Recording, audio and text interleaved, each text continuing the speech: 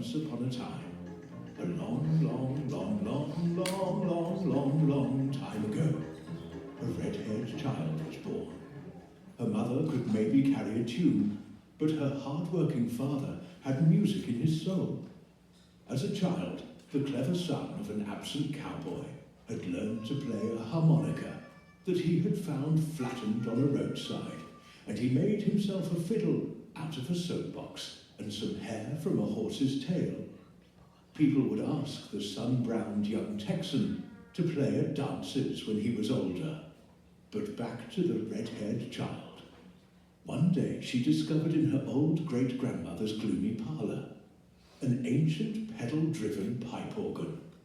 The child exhausted herself pumping the pedals to push the air through the hidden pipes and to make music. The mystical mathematics of the keys held her in thrall, and she saw the magic in them.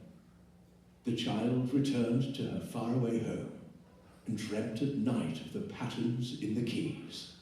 Before long, fate brought the red-haired child's family to the steaming metropolis near the sea known as Houston. Years passed void of any musical instruments in the modest home. At last, on the occasion of the red-haired child's 12th birthday, her clever and music-loving father finally managed to mark her special day with an old but beautifully carved oaken piano of her very own. The red-haired child was entranced. She opened the curved lid of the oaken instrument and dived into the magic of the black and white keys, exploring all their mysteries and enigmas until she could do no more on her own. Fate again intervened, and a local player of the instrument was found just down the lane and around the corner.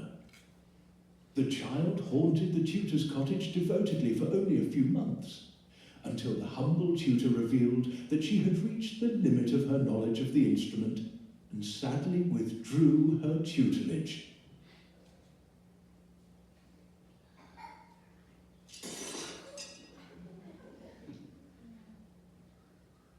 Determined to progress, the child began venturing into the city, finding shops full of printed music manuscripts which she would peruse alone, passing many isolated hours in her room at the worn keys.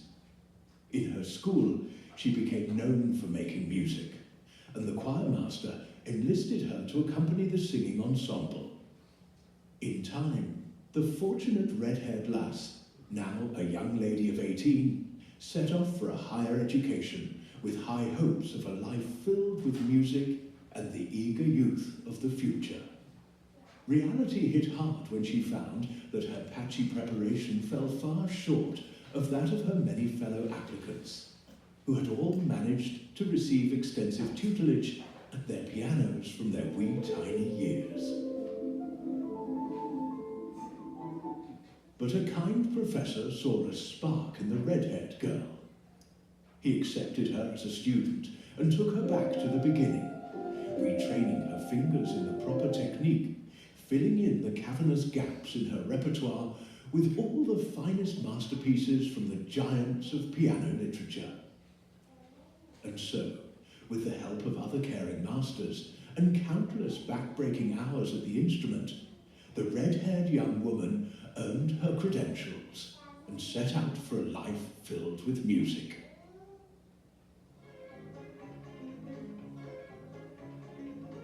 Many happy decades passed, filled with homes and children and pets, but not much time at the keys.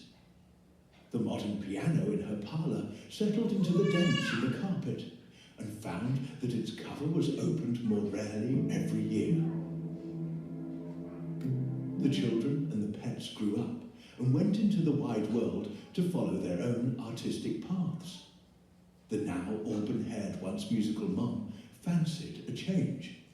Employment at a famous university beckoned. Once again, the musical mum found herself surrounded by the sounds of pianos wafting from the myriad rehearsal rooms that surrounded her workplace.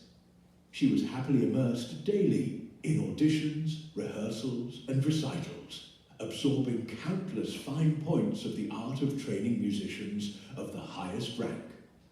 And then one day, her red-haired daughter beckoned her to New Orleans.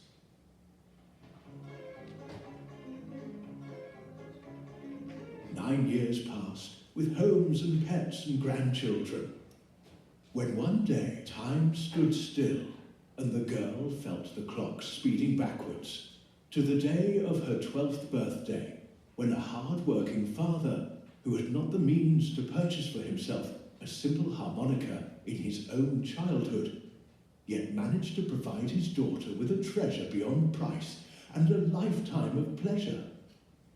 And that child of a Texas fiddler opened her door to the chosen young ones who were themselves eager to unlock the mysteries and enigmas of the keys, and she proceeded to turn them into musicians.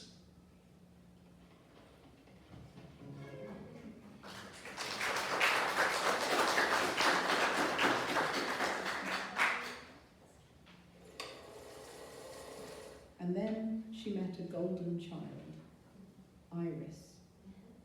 Iris was just a babe of 5 years when she came to the red-haired girl to learn to play piano. The golden child soon learned to play and sing the Twinkle Song, gifted indeed. Iris was exuberant and bubbled over with joy.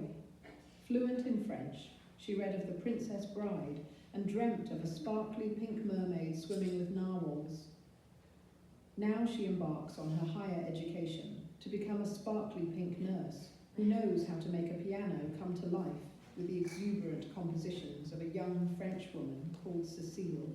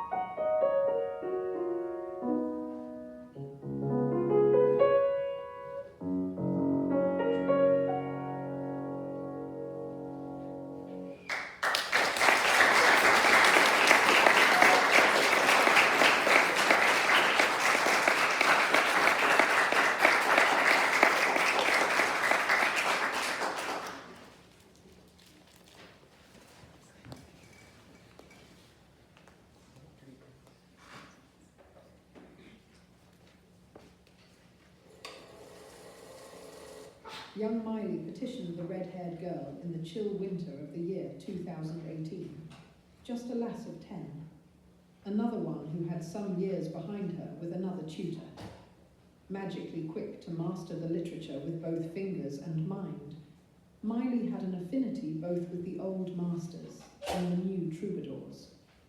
Kind and thoughtful, she would be alone among the tutor's experience to see the lowly jellyfish with esteem. Yet if she could live as another creature, she would fly with the feathered friends. Leaving the city of pelicans ere long, she will fly to the capital city of the state and align herself with those who stand with tigers. It is there on a hill that she will find her new path, the long road toward mastery in the healing arts.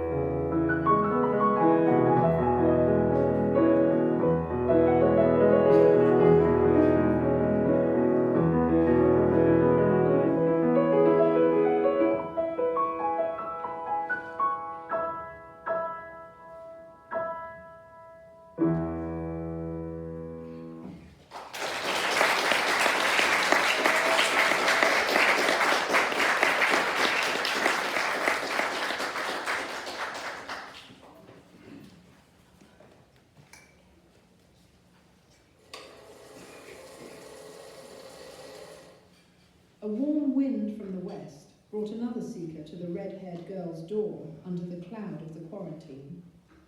A fair-haired youth of 9 years, called Milo, reached out through the ether to seek acceptance as a scholar of music.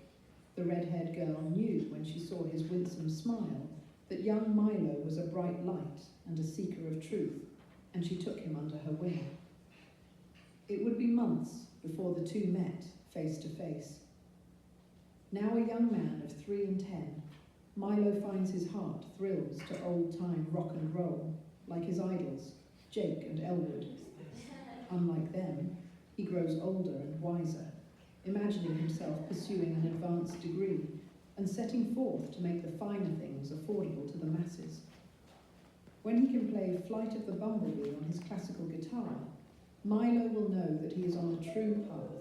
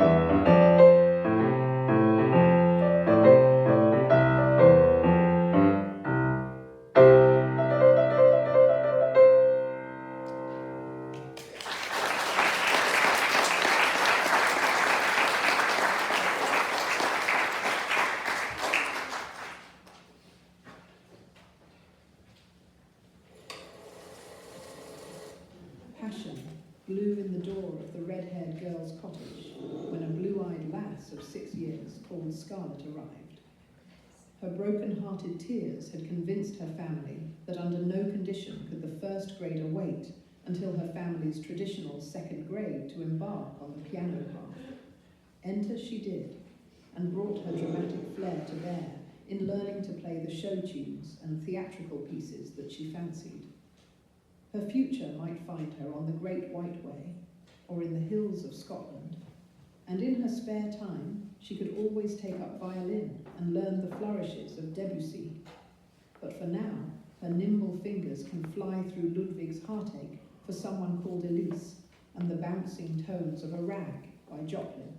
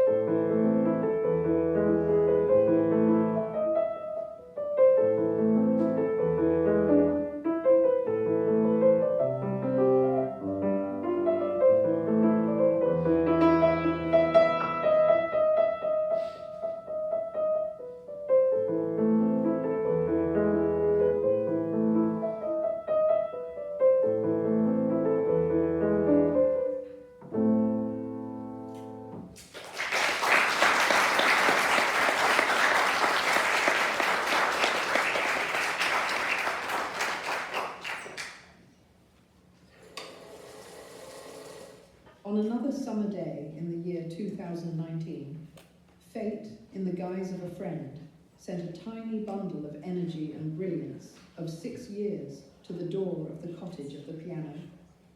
The brilliant child was called Kiran, and the light she bore brought joy and laughter to the cottage. Eventually, the child, who read of the ocean deep and admired venomous lizards above all creatures, was one day drawn to the music of the lovely troubadour known as Swift.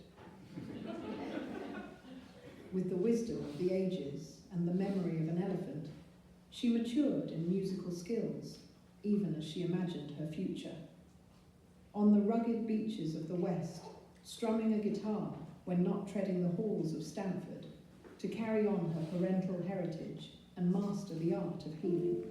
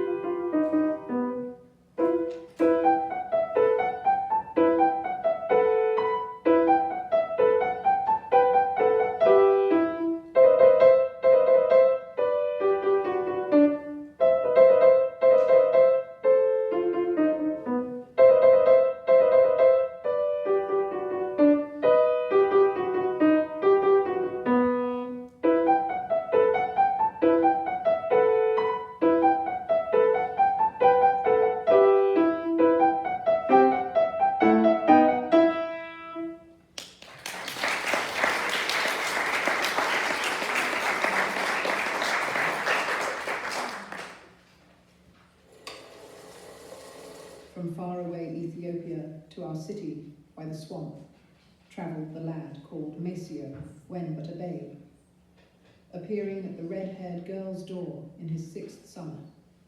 Quiet he was, but always listening, taking in every guidance from his tutor and storing it in his powerful memory. Years passed, and the earth made its orbits, while young Maceo pursued his assigned tasks faithfully and quietly, progressed to strength in mastery of the musical language. His future, in his eyes, lies here in the city of his youth, where in fancy he might be a cyborg welcoming the world to a place of fine cuisine, while his dog, for he would always have a dog, rests nearby, dreaming of thunderbolts and odysseys.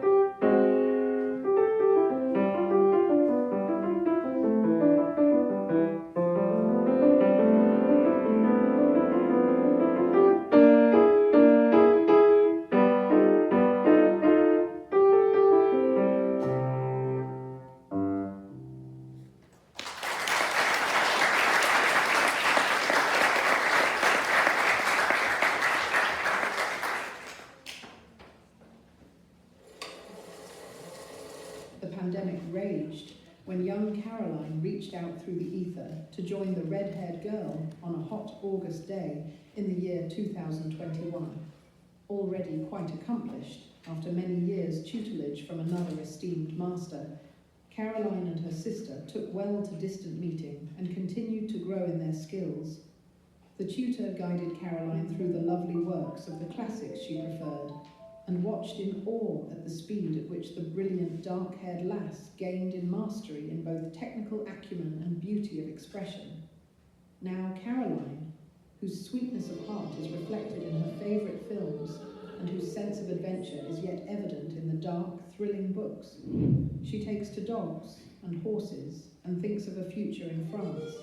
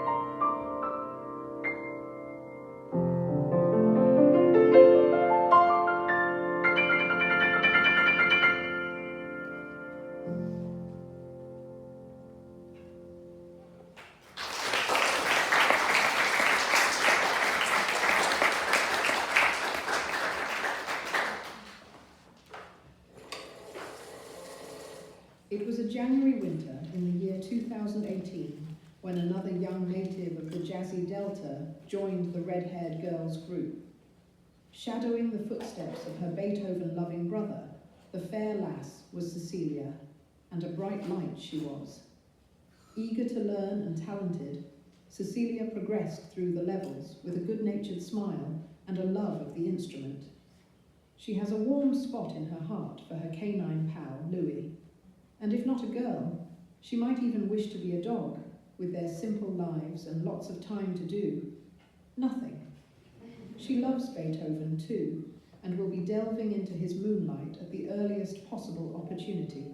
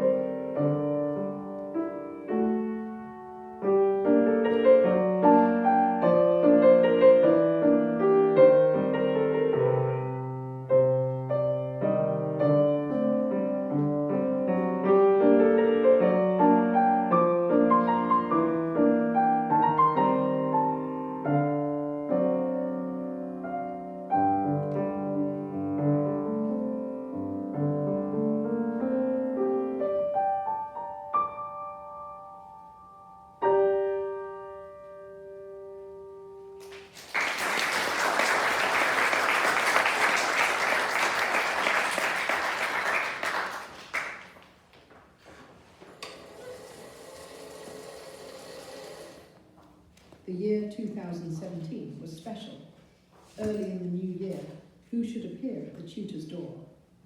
But a new red-haired child who had followed her brothers into the guild of piano. It was the very young Marjorie, whose silky red hair flowed to her waist. The lass loved the lessons at the keys and sat at practice diligently, while also finding time for the ballerinas and the lithe tumblers. She could lose herself reading of the fantasies and lore of the wizarding world and contemplating the mischievous otter.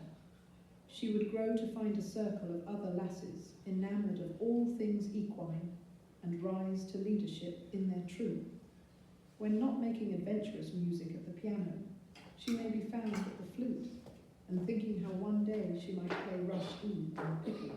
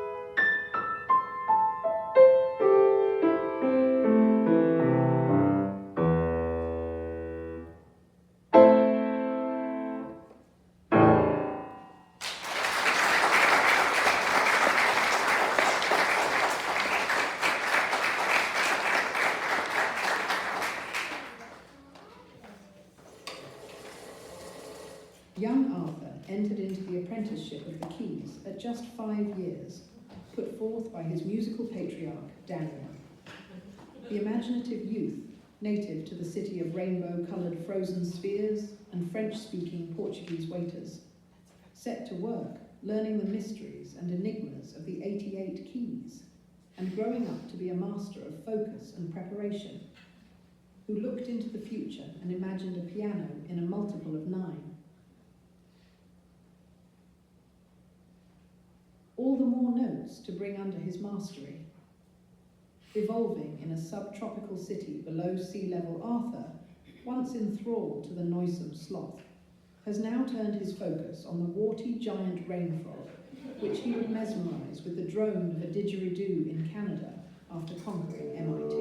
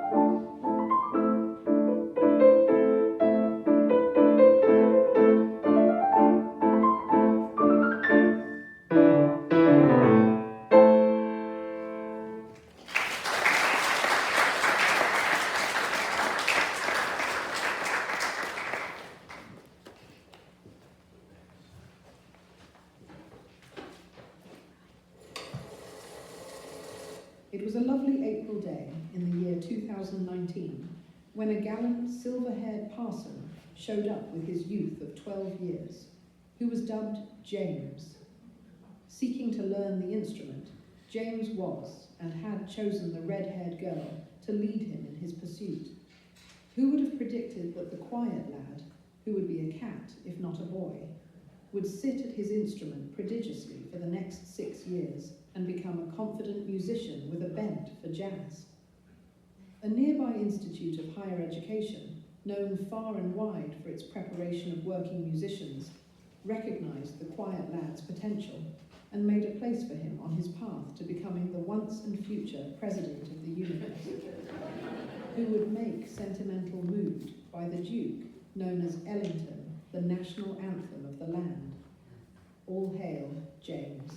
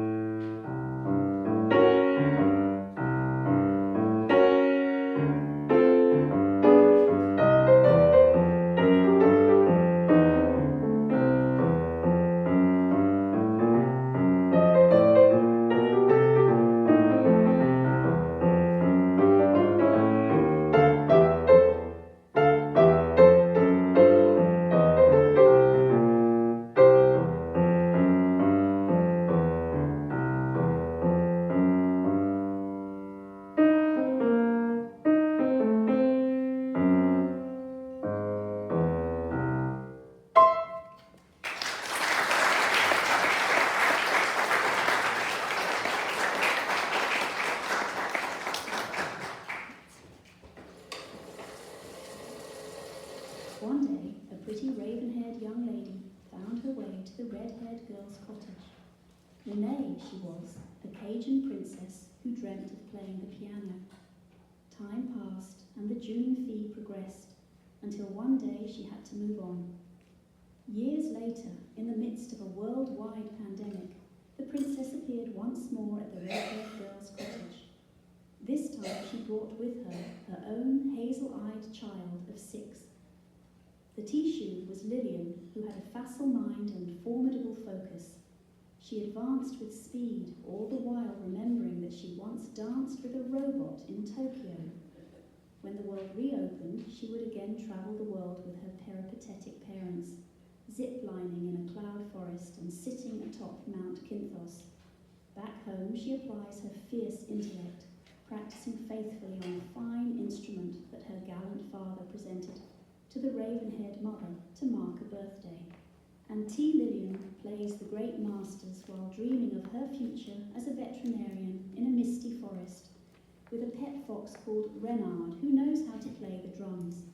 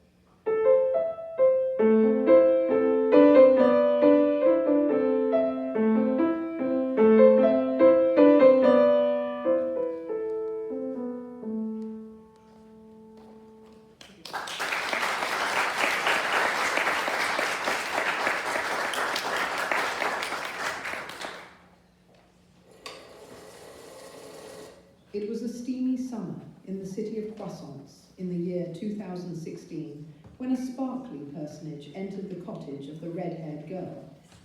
Daphne, she was called, and the gods have never blessed this earth with a golden little flower that was kinder or more caring. A warmth filled the cottage when she entered, and the afterglow lingered to make the rest of the day sweeter. In time, she discovered that her fingers could fly on the keys, making sparkly music of hummingbirds and butterflies to match her self-made aura. She grew into a winsome lass who loves giraffes and would be a dolphin if she could. and who will set her nimble fingers to the notes of Claire de Lune before she sets out on her own to study the healing arts.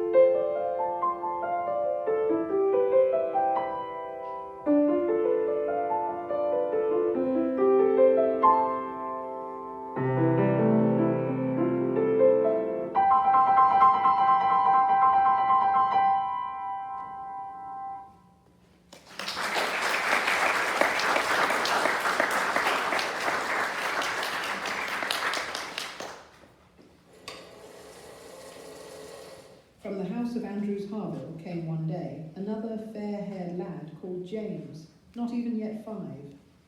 Precocious and watchful, he had a most endearing smile. He loved new music, and he grasped every new concept, never needing to hear it again. As he grew older, he discovered the joy of performing on stage and could be found every season trotting the boards at his school.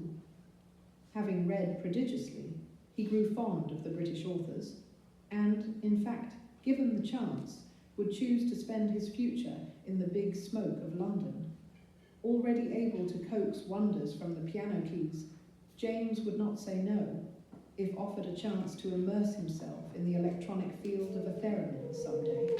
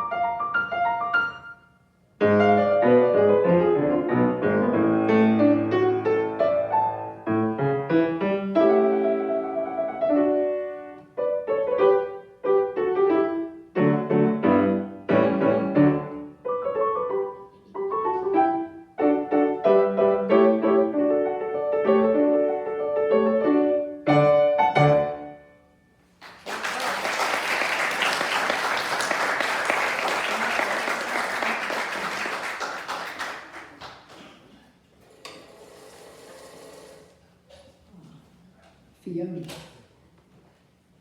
a fair flower native to the tuneful town. Already passing 12 years when her matriarch presented her at the cottage door, young Fiona brought some skills already acquired, thus moved into the literature of the greats with skilled fingers and a competitive nature, enabling her to surpass her peers and win accolades in numerous musical jousts in the realm. Now ready to flee the temperate waters of her home like a flighty stingray, fair Fiona dreams of a future as a communicator, strumming a guitar with lovely friends in a lovely lodging after perhaps absorbing some Mediterranean sun, to a soundtrack of glockenspiel bells in the soft hills of Italy.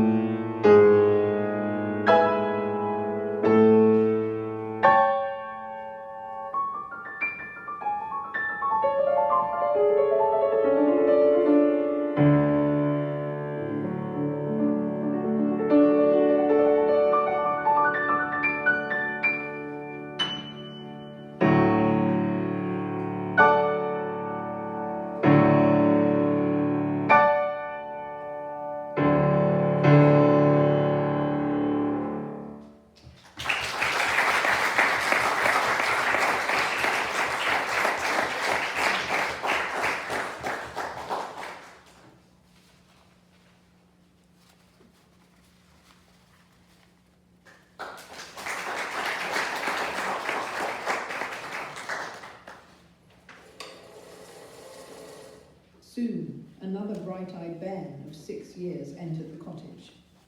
Young Elio was a quiet lad, born in a faraway coastal land, gifted with a powerful intellect.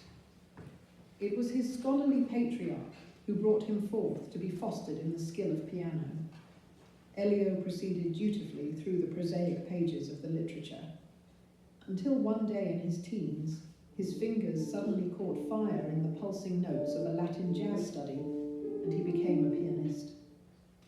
At the same time, his prodigious mind also found footage in the patterns and connections of the game of chess, in which he surpassed all around him to receive recognition as the best in his state. Upon completing his scientific studies behind the ivy-clad walls of Brown University, he might well find himself duetting Liebestraum with a violinist in the fens of Boston on the world's largest piano, with turtles at his feet.